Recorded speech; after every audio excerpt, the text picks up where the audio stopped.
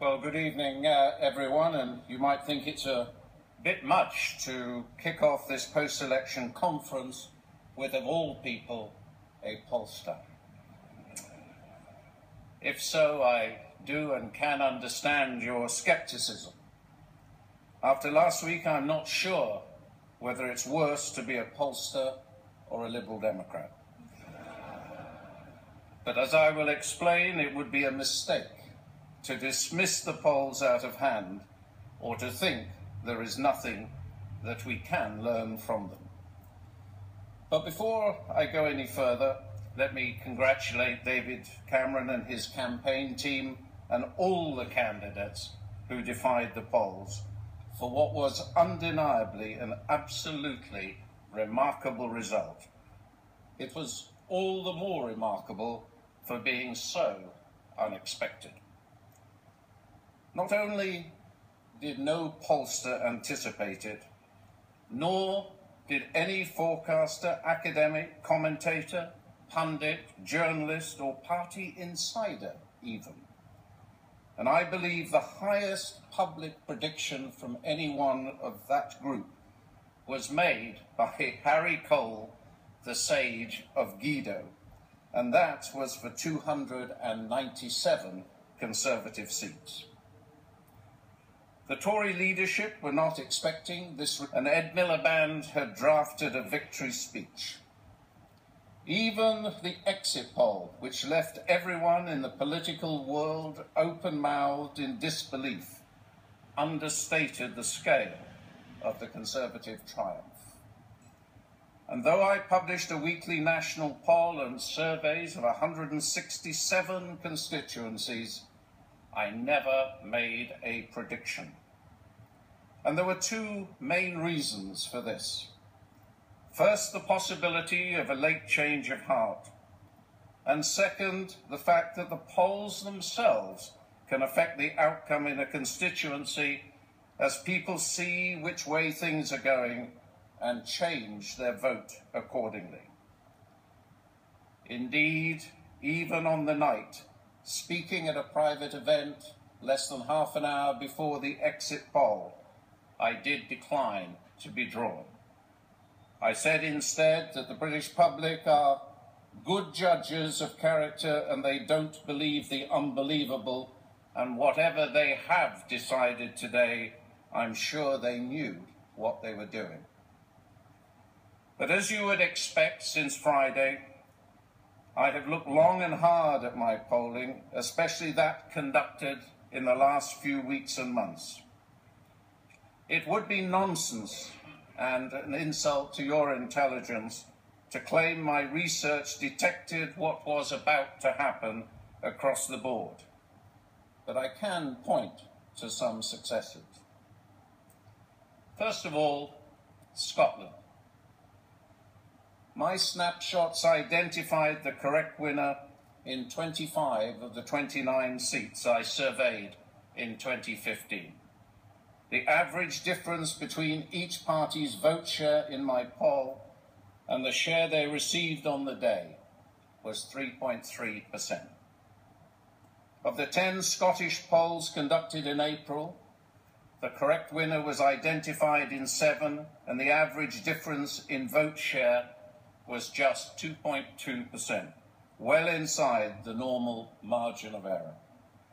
It was this polling that confirmed suspicions of an SNP surge and ultimately gave rise to the fears of a Labour-SNP pact that perhaps helped a contribution towards swinging the election. In England and Wales, the constituency polls I conducted during the campaign had an average error of just 3% and identified the right winner 7 times out of 10. A number of the seat-by-seat polls did not match the eventual result. Not that they were meant to be predictions, as I may have once or twice mentioned, but at the risk of undermining my quite well-deserved reputation for modesty, some of them were bang on. the Tory margin of victory in Battersea, the Greens' challenge in Bristol West, the tight race between the SNP and the Conservatives in Michael Moore's Berwickshire seat, the outcome in the former three-way margin of Bristol North West, and the narrow Labour victory in Wirral West, to pick a few, were on the money.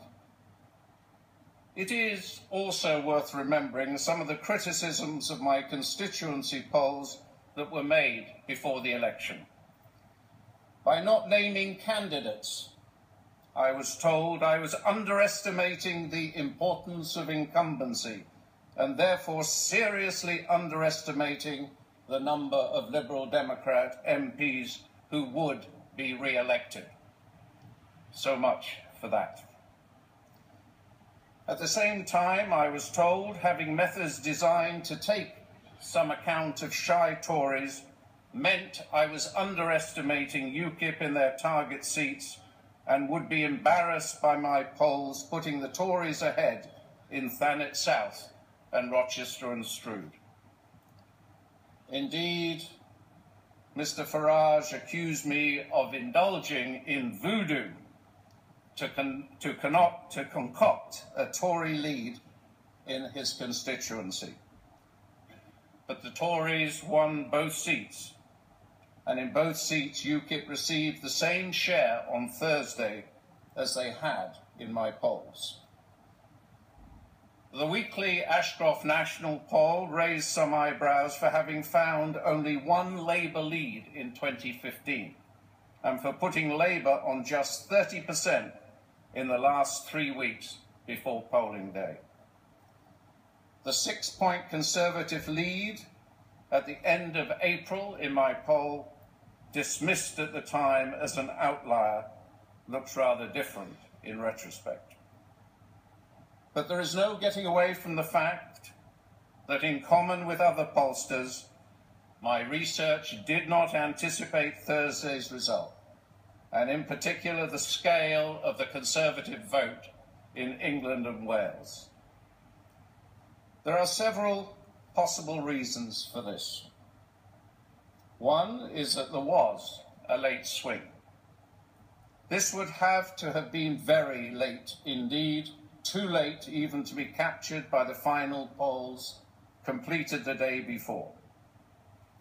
It could be that on the day itself, significant numbers of people decided, with the security of an economy going in the right direction and the more credible Prime Minister, the risk, perhaps as they saw it, of a weak Labour government propped up by the SNP probably also played a part. Indeed, the very closeness of the polls published in the last couple of days before the election and on the day itself may have made people think again whether they really wanted the change they were likely to get. Another factor at play could be the micro-targeting key groups of voters by the Tories in critical seats, effective enough to make a difference at a local level, but in numbers too small to show up in national polls. But this would not explain the discrepancy between the final national polls and the vote shares the parties ultimately achieved. Next is the possibility that people's voting behaviour has changed in response to the new political landscape with a coalition government and the emergence of new parties.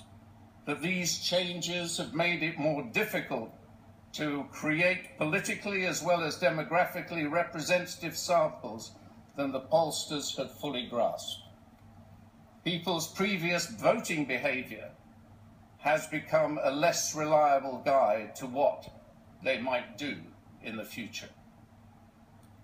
Finally, there is the suspicion that people were not always entirely straightforward when interviewed by pollsters.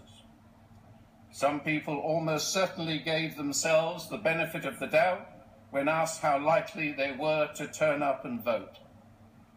And the polls indicated a much higher level of expected turnout than actually came to pass. And of course, some people will not have stated or admitted which party they really intended to vote for. This is a problem that pollsters have encountered before. In 1992, and the mechanisms they developed to cope with this problem led to a dramatic increase in accuracy over the next 4 elections. Clearly, those methods did not detect the scale of Conservative support at this election. And all these factors may have played a part, and the answer probably lies in a combination of all of them. There is a lot of hard work thinking to be done in the polling world, and it has already started with the inquiry launched by the British Polling Council. Pollsters have shown themselves to be willing to learn and change in the past, and I'm sure that will be the case again. That is my snapshot. I won't be making any prediction about what the inquiry will conclude, and I won't be commenting any further on the matter before its work is complete. But this conference is about the future of the Conservative Party, not the future of polling. Everybody here should or will be delighted that the party has confounded the pollsters, and I don't blame you. But just as I've always been at pains to help ensure the Tories don't learn the wrong lessons from defeat and disappointment, it is just as important not to learn the wrong, mistaken lesson would be that the Conservative support is always bigger than it looks in the polls, or that it will remain so throughout this Parliament and into the next campaign. It is, many believe, this election was won by shy or reluctant Tories. The party's response for the longer term should be to ask what makes them so shy or reluctant in the first place. On election day itself, I conducted a survey of more than 12,000 people who had already voted. The purpose was not to replicate the exit poll, but to find out more about why people had chosen the party they had. For those who voted Conservative, these were the most important factors. The party had the best available Prime Minister. They liked the Tories' motives and values. They preferred the Tories' specific promises, and they thought the Tory team would make a more competent government.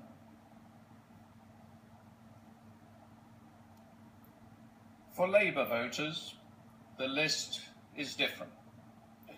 By far, the most important factor was that they trusted Labour's motives and values more than those of other parties. Next, that they preferred Labour's policy promises.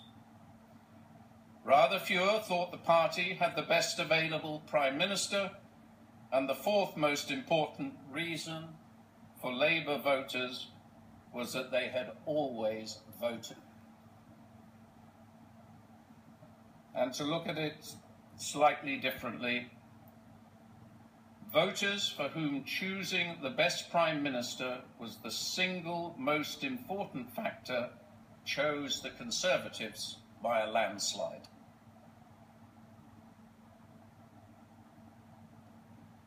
And the same is true among those for whom the biggest priority was choosing the most competent government.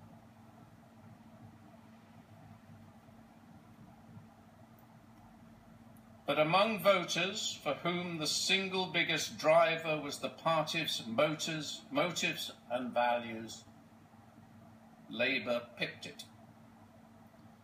In other words, competence voters went with the Tories, and values voters, albeit by a smaller margin, went with Labour. For me, this prompts the thought, why can't we have both? Perhaps even to themselves, that they were going to end up voting Tory.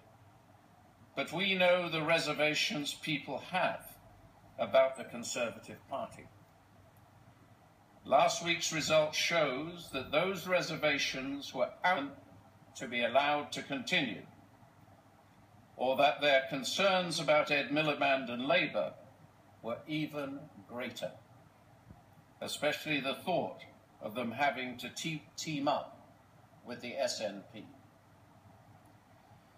But as long as people feel they have to choose between competence and values, the Conservatives will always be vulnerable to a Labour Party that starts to look as though it knows what it's doing and rediscovers national Middle Britain.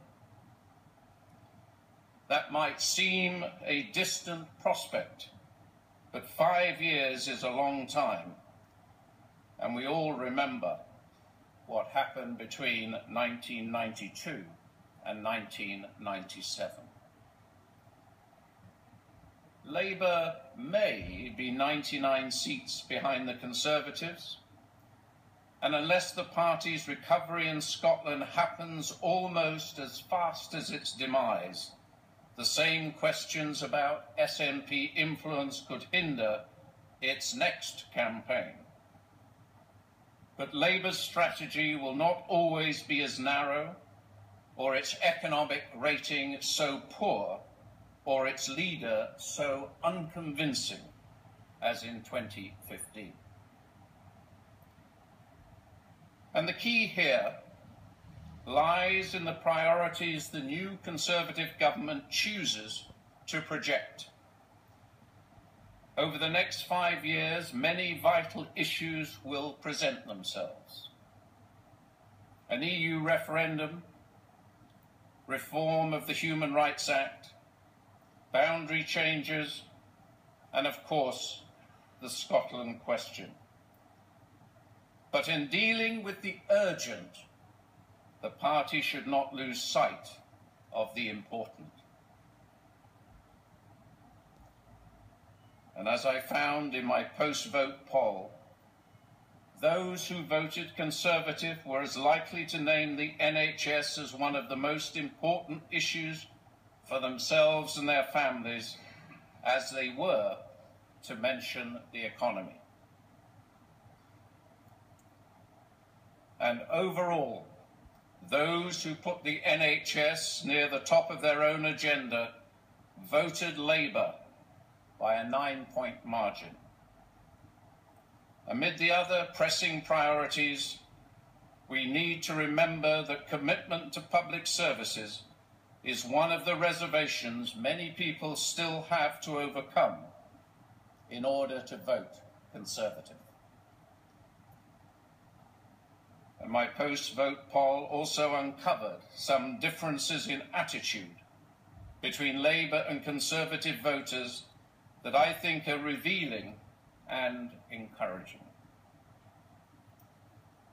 By a huge margin, those who voted Conservative on Thursday think that, if you work hard, it is possible to be very successful in Britain, no matter what your background. Labour voters disagree by nearly 2 to 1.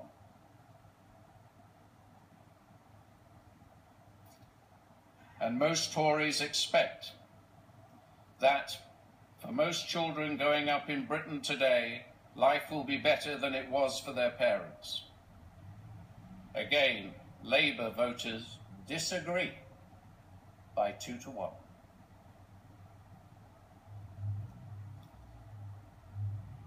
Two-thirds of Conservative voters think changes in society are bringing more opportunities to improve their standard of living than threats to it.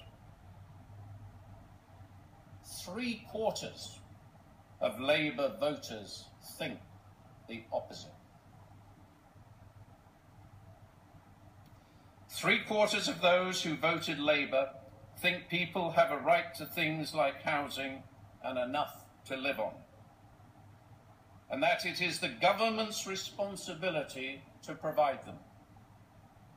3/4 of Tories are more ready to say people have a responsibility to provide for themselves. And while Labour voters are divided over whether life in Britain is better or worse overall than it was 30 years ago, Tories are not so ambivalent. They say it's better. In other words, the Conservatives need no longer be described as the party of the few. The Conservative Party can be, indeed, already is, the party for people who are optimistic, open-minded, and self-reliant. And now it has an unexpected opportunity to prove that this is the case, and to connect with those who still think the Tories are not for people like them. Not only that, it seems to have the intention of doing so. David Cameron promised on the steps of Number 10 to govern as a party of one nation, one United Kingdom, and to ensure the recovery reaches all parts of our country from north to south, to east to west. If he can deliver on that, we will have a Conservative Party that not only will people vote for, they won't be shy of saying so. At that point, the future of the Conservative Party will be assured. And if you will now excuse me, I am going for a long rest. Thank you all very much for coming.